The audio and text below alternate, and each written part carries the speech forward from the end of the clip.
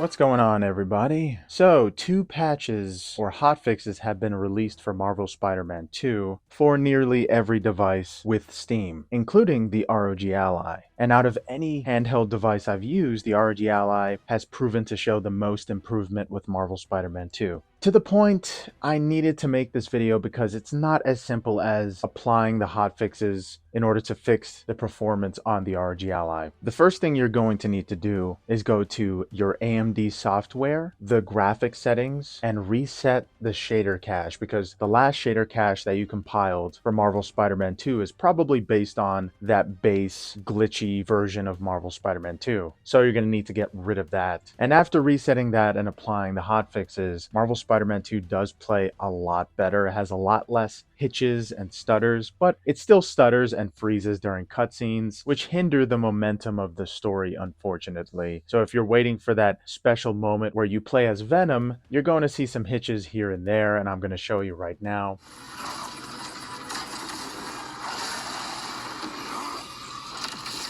But besides that, the best TDP to set the ROG Ally to, which I have seen, is 17 TDP. It lets me play the game for about an hour and change on the original ROG Ally, and on the ROG Ally X you'll play for about 2 hours with 17 watts. Just imagine playing Marvel Spider-Man 2 on the go for 2 hours at almost perfect performance. About half of the time, unfortunately. The hotfixes haven't fixed all the problems, like I said before. There's still stuttering, but besides the TDP, you're going to need to enable CPU boost. I find this to be more beneficial for this game because there's a lot of memory to load up in Spider-Man 2, including the NPCs, the landscape, and just the details in general. And besides that, I set the resolution of the ROG Ally to 900p, so it's not upscaling to 1080p if I were to enable something like FSR 3.1. But as for the settings for Marvel Spider-Man 2, I set most of the settings to low, as you can see. I turned off all ray tracing, of course. I set FSR 3.1 to balanced, and I turned on frame generation to get that extra boost of FPS. The game actually runs at about 90 FPS on average most of the time because of frame generation, and that's kind of insane to think about. If they were to release a new hotfix that fixes all of that stuttering, then we would pretty much have a more than perfect experience with Marvel Spider-Man 2.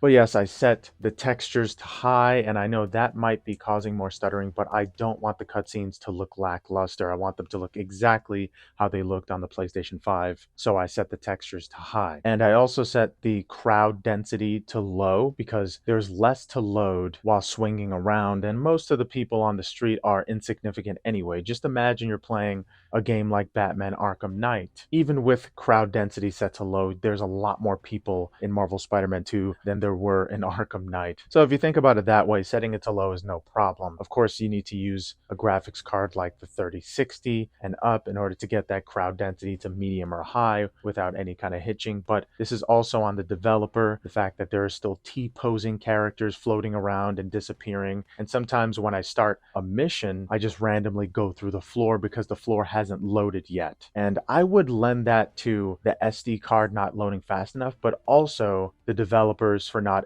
optimizing the game good enough to load fast enough. But I am using a Samsung Pro SD card, which has 180 megabits per second. This is my fastest SD card, and I'm pretty sure the fastest in the market at the time. Right now, you can get a micro SD at 200 megabits per second, and that's their Extreme series. You'll know because the faster the Samsung SD cards are, the darker they will get. But yeah, Marvel Spider-Man 2. I managed to get this thing to play good enough to get up to the Venom section, as you saw, and it runs very well. It's at 90 FPS most of the time during gameplay. When it cuts over to the cutscenes, that's when the FPS starts jittering and stuttering because it's loading all of these new details. The game is just not developed and optimized very well from the start. It's a lot worse than Marvel Spider-Man 1 when it first came out when I tried to play it on the Steam Deck. It did have stuttering and hitching as well while playing it on the Steam Deck for the first time, and after a few months, Marvel Spider-Man 1 got better, and Miles Morales basically had no issues there from the first day. But Marvel Spider-Man 2 is a complete and utter mess. It's still kind of a mess and a little bit unplayable at times because it would freeze for about 30 seconds sometimes, which completely took me out of the experience. I'm not sure how they managed to sell this thing for $70 on Steam at the state it's in now, but I still don't recommend this game. But if you are drawn to this game and just need to play it, these are the settings settings I recommend the most in order to get the smoothest experience. Now, the experience might not be smooth in general, but it will be the smoothest, trust me. But yeah, besides that, make sure you set the TDP to 17. And yeah, guys, thank you so much for watching. Let me know what you think about Marvel Spider-Man 2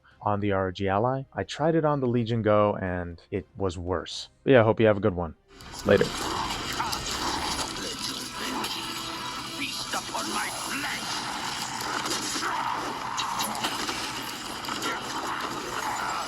Yes! Make this my final hunt, the end of all things.